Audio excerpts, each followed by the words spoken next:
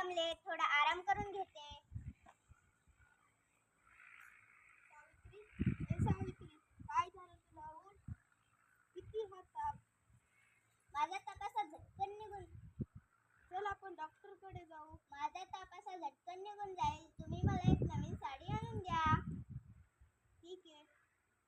तोपर्यंत मी जेवून घेते.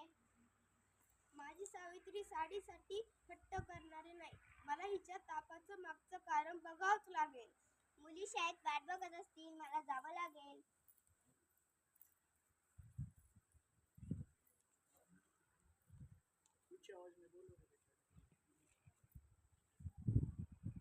अगं माया, आमच्या पोरला शिकून लय मोठं ना तिथे तुला आणि मुलं तर नाही हे घ्यायची का?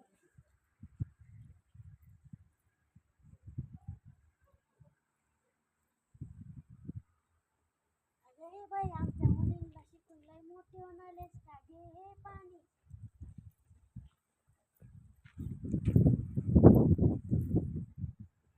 अगं बाई, आमच्या लेकरांना शिकून काय लय मोठं होणार आहेत का? फक्त ती चूल आणि मुलंच करणार आहेत.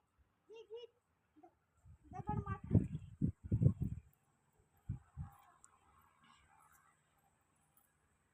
अगं माया, आमच्या मुलींना शिकून लय मोठं होणार आहेस का?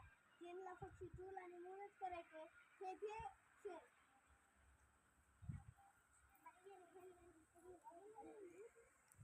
थोडं जोरसे बोल. लावले बाई, तुमच्या साडी कशी उरली? साडी कशी उरली झाली? बाई, तुमच्या अंगावर शेण कोणी टाकलं? बाई, तुमच्या अंगावर पाणी कोणी टाकलं? बाई, तुमच्या अंगावर चिखल कोणी टाकलं? बाई, हे सगळं कसं झालं? थांबा, मी 2 मिनिटात साडी बदलून येते. हे आहे काय तापाचं कारण? हे आहे काय तापाचं कारण? हे आहे काय तापाचं कारण? मुलींना शिका आणि खूप मोठं व्हा. एक स्त्री शिकली तर पूर्ण कुटुंब शिक्षित होतं. वंशाचा दिवा घरोघरी लावा. बाई, मी डॉक्टर झाले.